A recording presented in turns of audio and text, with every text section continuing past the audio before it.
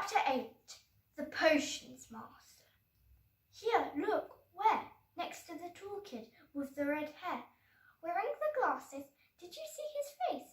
Did you see his scarf? Whispers followed Harry from the moment he left the dormitory. The next day, people lining up outside classrooms stood on tiptoe to get a look at him, or doubled back to pass him in the corridors again, staring. Harry wished they wouldn't, because he was trying to concentrate on finding his way to classes. There were 142 staircases at Hogwarts, wide, sweeping ones, narrow, rickety ones, some that led somewhere different on a Friday, some with a vanishing step halfway up that you had to remember to jump. Then there were doors that wouldn't open unless you asked politely, or tickled them in exactly the same place, and doors that weren't really doors at all, but solid walls just pretending. It was also very hard to remember where everything was, because it all seemed to move around a lot. The people in the portraits kept going to visit each other, and Harry was sure that the coats of armour could walk. The ghosts didn't help either.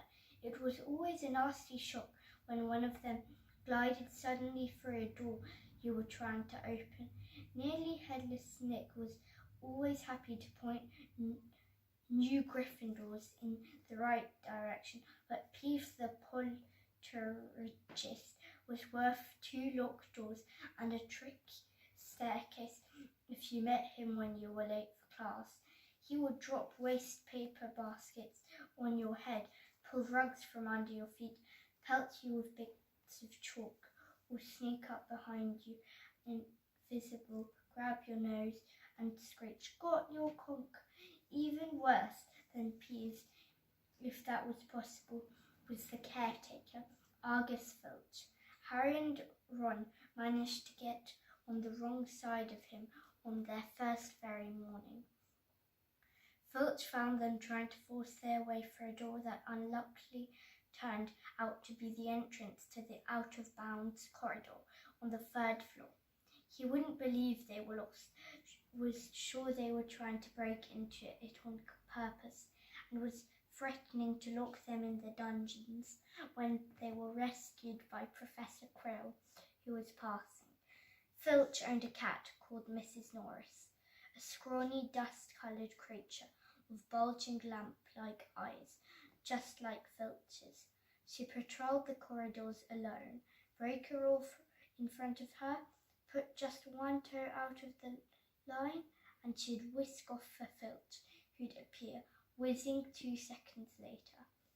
Filch knew the secret passageways of the school better than anyone, except perhaps the Weasley twins, and could pop up as suddenly as any of the ghosts.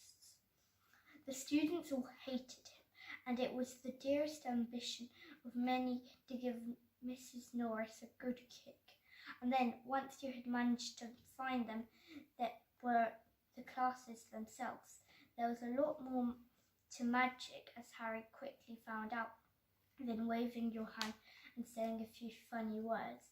They had to study the night skies through their telescopes every Wednesday at midnight, and learn the names of different stars and movements of the planets. 3 times a week they went out to the greenhouses behind the castle to study herbology with a dumpy little witch called Professor Sprout, where they learned how to take care of all the strange plants and fungi, and found out what they were used for. Easily the most boring class was History of Magic, which was the only one taught by a ghost. Professor Binns had been very old indeed when he had fallen asleep in front of the staff room fire and got up next morning to teach, leaving his body behind him. Binns droned on and on while they scribbled down names and dates and got Emmerich the Evil and Uric the Oddball mixed up. Professor Flitwick, the charms teacher, was a tiny little wizard who had to stand on a pile of books to see over his desk. At the start of their first class, he took the roll call, and when he reached Harry's name, he gave an excited squeak and toppled out of sight. Professor McGonagall was again different. Harry had been quite right to think she wasn't a teacher to cross. Strict and clever, she gave them a talking to the moment they sat down in her first class. Transfiguration is some of the most complex and dangerous magic you will learn at Hogwarts, she said. Anyone messing around in my class will leave and not come back. You have been warned. Then she changed her desk into a pig and back again. They were all very impressed and couldn't wait to get started, but soon they realized they weren't going to be changing the furniture into animals for a long time. After taking a lot of complicated notes, they were each given a match and started trying to turn it into a needle. By the end of the lesson, only Hermione Granger had made any difference to her match. Professor McGonagall showed the class how it had gone all silver and pointy and gave Hermione a rare smile. The class everyone had been looking forward to was Defense Against the Dark Arts, but Quirrell's lessons turned out to be a bit of a joke. His classroom smelled strongly of garlic, which everyone said was to ward off a vampire he'd met in Romania and was afraid would be coming back to get him one of these days. His turban, he told them, had been given to him by an African prince as a thank you for getting rid of a troublesome zombie, but they weren't sure they believed this story. For one thing, when Seamus Finnegan asked her eagerly to hear how Quirrell had fought off the zombie, Quirrell went pink and started talking about the weather. For another, they had noticed that a funny smell hung around the turban, and the Weasley twins insisted that it was stuffed full of garlic as well, so that Quirrell was protected wherever he went. Harry was very relieved to find out that he wasn't miles behind everyone else. Lots of the people had come from Muggle families and, like him, hadn't had any idea that they were witches and wizards. There was so much to learn that even people like Ron didn't have much of a head start. Friday was an important day for Harry and Ron. They finally managed to find their way down the Great Hall for breakfast without getting lost once. "What have we got today?" Harry asked Ron as he poured sugar on his porridge. "Double potions with the Slytherins," said Ron. "Snape's head of Slytherin house. They say he's always favours them. We'll be able to see if it's true." "Wish McGonagall favoured us," said Harry. Professor McGonagall was head of Gryffindor House, but it hadn't stopped her from giving them a huge pile of homework the day before. Just then, the mail arrived. Harry had gotten used to this by now, but it had given him a bit of a shock on the first morning, when about 100 owls had suddenly streamed into the Great Hall during breakfast, circling the tables until they saw their owners and dropping letters and packages onto their laps. Hedwig hadn't brought Harry anything so far. She sometimes flew in to nibble his ear and have a bit of toast before going off to sleep in the owlery with the other school owls. This morning, however, she fluttered down between the marmalade and the sugar bowl and dropped a note onto Harry's lap. Harry tore it open at once. It said, in a very untidy scrawl, "Dear Harry, I know you get Friday afternoons off, so would you like to come and have a cup of tea with me around 3? I want to hear all about your first week. Send us an answer back with Hedwig. Hagrid." Harry borrowed Ron's quill, scribbled, "Yes, please, see you later" on the back of the note, and sent Hedwig off again. It was lucky that Harry had tea with Hagrid to look forward to, because the potions lesson turned out to be the worst thing that had ever happened to him so far. At the start of term banquet, Harry had gotten the idea that Professor Snape disliked him.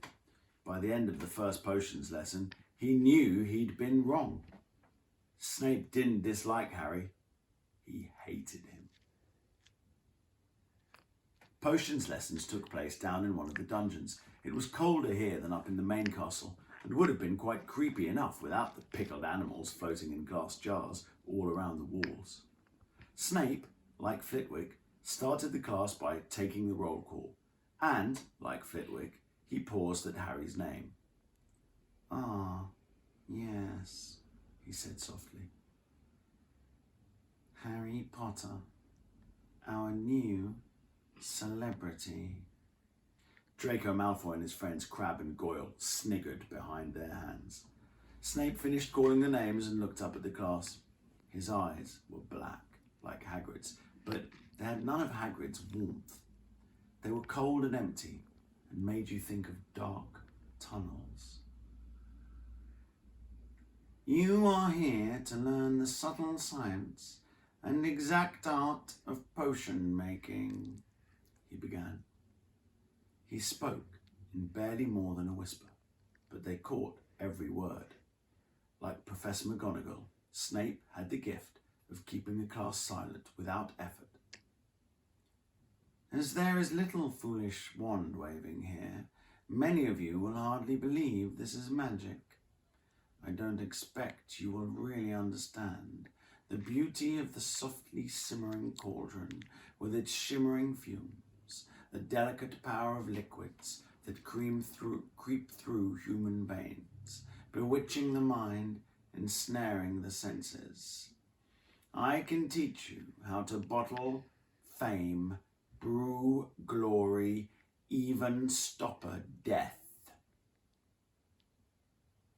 If you aren't as big a bunch of dunderheads as I usually have to teach. More silence followed this little speech. Harry and Ron exchanged looks with raised eyebrows. Hermione Granger was on the edge of her seat and looked desperate to start proving that she wasn't a dunderhead.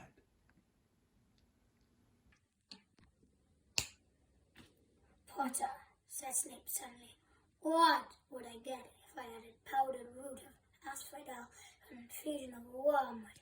Powdered root to what? To an infusion of what?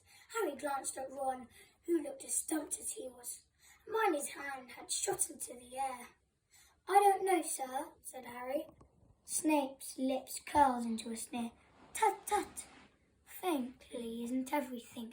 He ignored Hermione's hand. Let's try again, Potter. Where would you look if I told you to find me a bezoar? Hermione stretched her hand as high into the air as it would go without her leaving her seat. But Harry didn't have the faintest idea of what a bezoar was. He tried not to look at Malfoy, Crabbe and Goyle, who were shaking with laughter.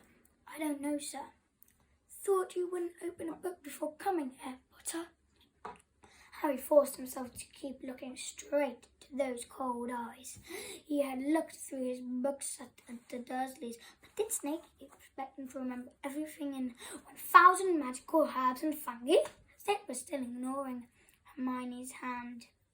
What is the difference, Potter, between monkshood and wolfsbane?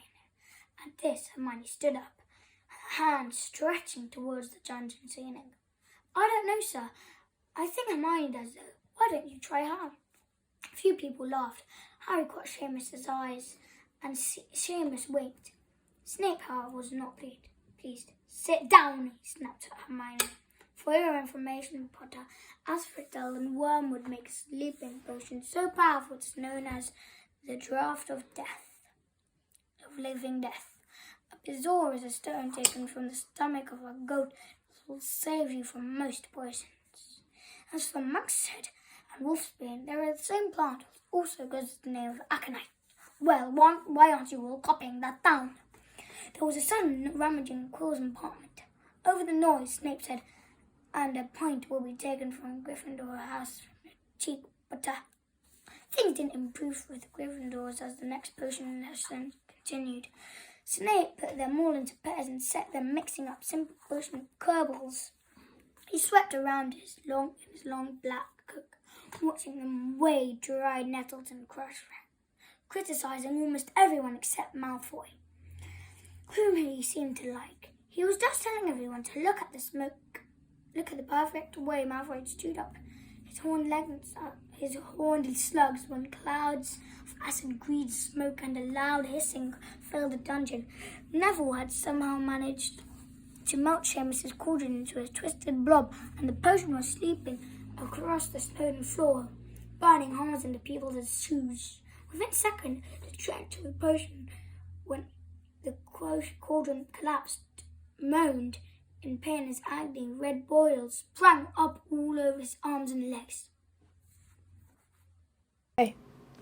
Idiot boy, snarled Snape, clearing the spilled potion away with one wave of his wand. I suppose you added the porcupine quills before the cauldron of the fire. Neville whimpered as boils started to pop up all over his nose. Take him up to the hospital wing. Snape spat at Seamus.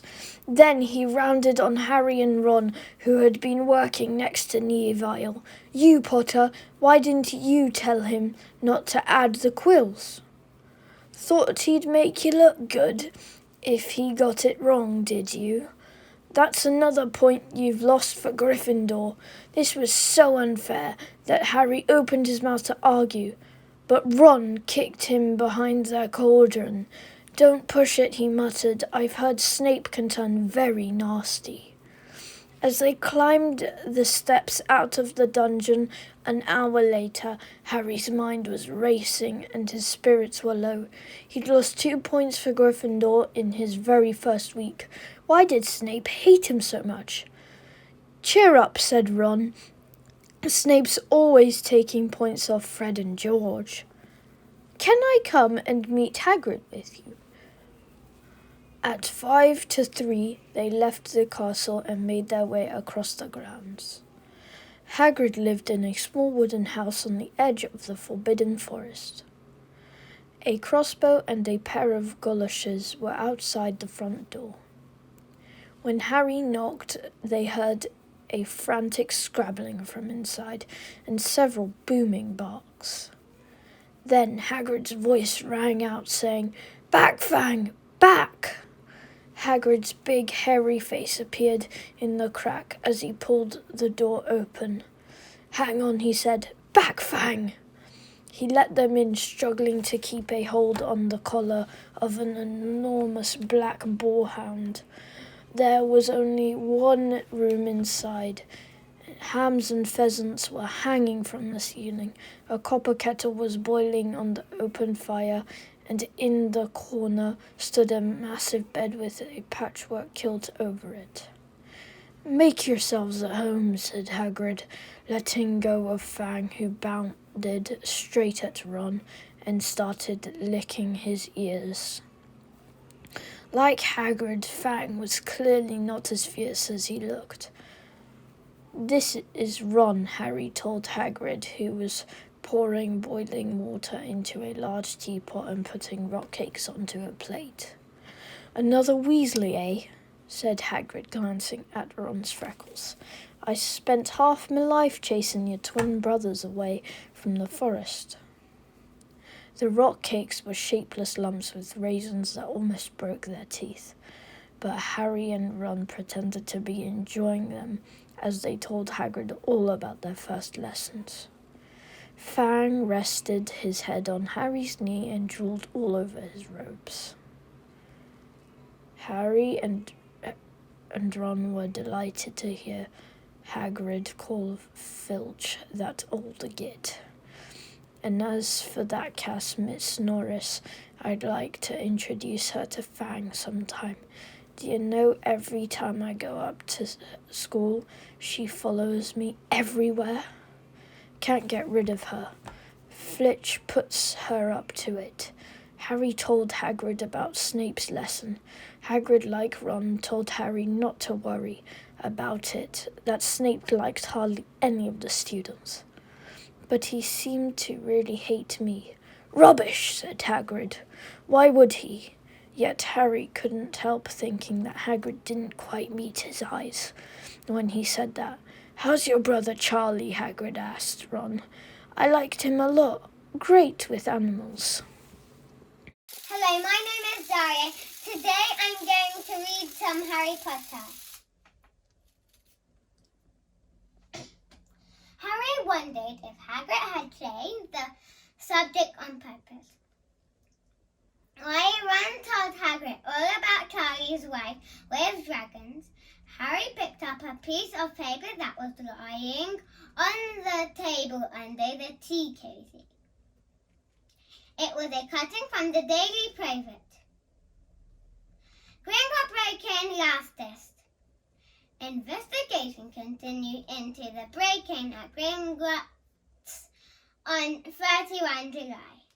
Widely believed to be the work of dark wizards or witches unknown, Gringotts Goblin today insisted that nothing had been taken.